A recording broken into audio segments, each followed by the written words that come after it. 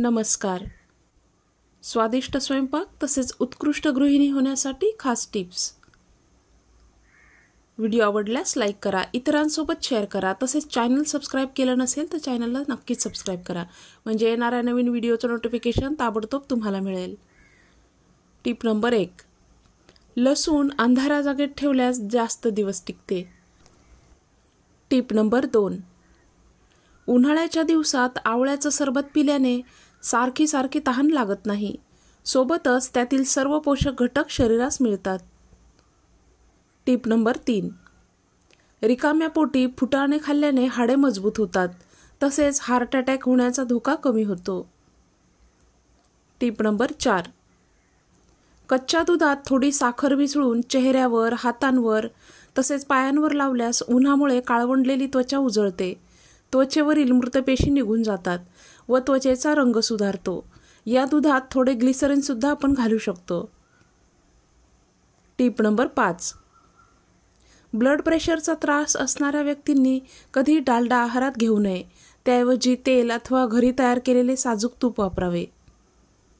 Tip number 6. उन्हाळ्यात जुना माठ पुन्हा वापरत आणताना तो नारळाच्या काथ्याने घासावा व मिठाचे पाणी घालून थोडा वेळ तसाच ठेवावा व नंतर पुन्हा स्वच्छ धुवून साध्या पाण्यात तासभर बुडवून ठेवल्यास नव्या माठातील पाण्यासारखे थंडगार पाणी मिळते. Tip number 7.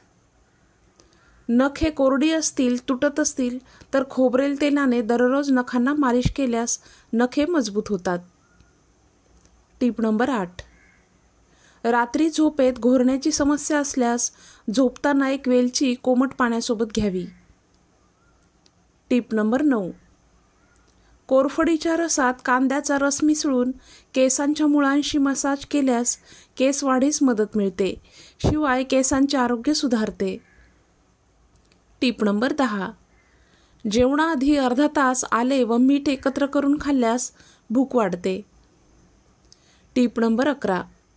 उन्हाळ्यात पुदिना चटणी, कैरीची चटणी, करवंदे जरूर खाल्ली पाहिजेत, त्यामुळे शरीर थंड राहण्यास मदत होते. Tip number 12. घरी तयार केलेली पाणीपुरी खाल्ल्यामुळे पोटाचे बरेचसे आजार दूर होतात. Tip number 13. ज्या लोकांना लोहाची कमतरता आहे अशा लोकांनी लोखंडी तवा किंवा कढई गरम करून त्यात पाणी ओतावे व हे पाणी दररोज प्यावे.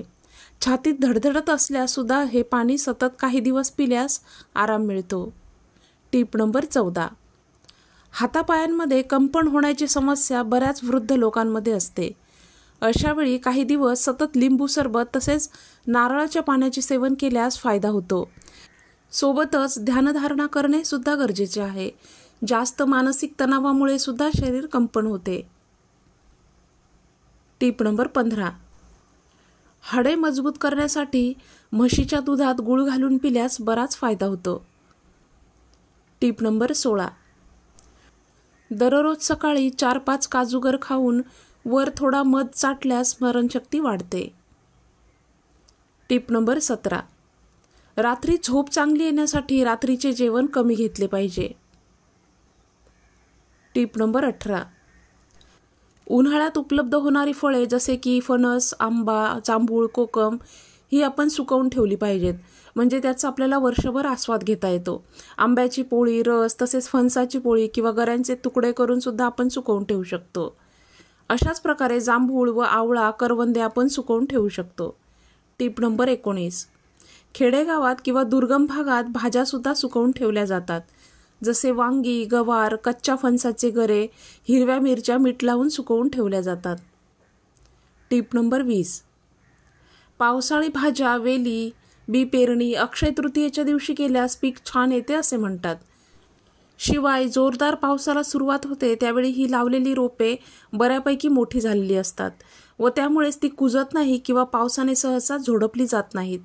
शिवाय यांच्यापासून मिळणाऱ्या भाज्या, फळे, फुले गणेशोत्सव, पितृपक्ष, दसरा या सणांना उपलब्ध होतात. Tip number 21. उन्हाळ्यात अंड्याचा कुठलाही पदार्थ बनवताना एक अंड एका वाटीत फोडावं, म्हणजे एक अंड फोडून ते चांगलं असेल तरच ते मिश्रणात ओतावं. त्यानंतर दुसरं अंड त्या वाटीत फोडून बघावं. असं केल्यामुळे एका खराब अंड्यामुळे सर्वच पदार्थ खराब होण्यापासून वाचतो. Tip number 22. उन्हाळ्याच्या दिवसात चिकन, मटण, मासे मॅरिनेशन करून फ्रीजमध्ये ठेवावं. म्हणजे ते छान मॅरिनेट होतं व खराब होण्याचा धोका नसतो. Tip number 23. मायग्रेनची समस्या असल्यास नाकात 2-2 थेंब गाईचे शुद्ध तूप घातल्यास मायग्रेनमध्ये आराम मिळतो. Tip number 24. पपईचे सेवन केल्यास लिव्हरला येणारी सूज कमी होण्यास मदत होते. Tip number 25. चिकू खाल्ल्याने कॅन्सरचा धोका कमी होतो. Tip number 26. फॅन स्वच्छ करण्यासाठी सुती कपडा रॉकेलमध्ये बुडवून मग फॅन साफ करावा. Tip number 27. उन्हाळ्यात टर्किश टॉवेल स्वच्छ धुवून सुकवून कपाटात ठेवून द्यावे. पावसाळ्यात कॉटनचे पातळ टॉवेल वापरावे, ज्यामुळे ते लवकर सुकले जाईल व त्याचा कुबट वास येणार नाही. Tip number 28. उन्हाळ्यात कैरीची, ताकाची, कोकमाची किंवा टोमॅटोची कढी जास्त खाल्ली जाते. अशी कढी बनवताना ती फुटल्यासारखी दिसते. त्यासाठी वाटण वाटल्यावर त्यात 1 छोटा चमचा तांदळाचे पीठ घालून पुन्हा एकदा मिक्सरमधून फिरवून घ्यावे. कढी अजिबात फुटल्यासारखी दिसत नाही. Tip number 29. कुठलेही पापड बनवताना तेलाचा कमीत कमी वापर करावा. त्यामुळे साठवणुकीच्या पापडांना तेलकट किंवा खवट वास येत नाही. Tip number 30. उन्हाळ्यात कुल्फी, आईस्क्रीम आपण सगळेच आवडीने खातो. परंतु कित्येक वेळा हे थंड आईस्क्रीम खाल्ल्यामुळे लहान मुलांना, वृद्धांना सर्दीचा किंवा घसा बसण्याचा त्रास होतो. अशावेळी आईस्क्रीम खाल्ल्यानंतर थोडे वर साधे पाणी पिल्यास असे त्रास होत नाही. मैत्रिणींनो, आता तुमचा निरोप घेते. पुन्हा भेटूयात. धन्यवाद.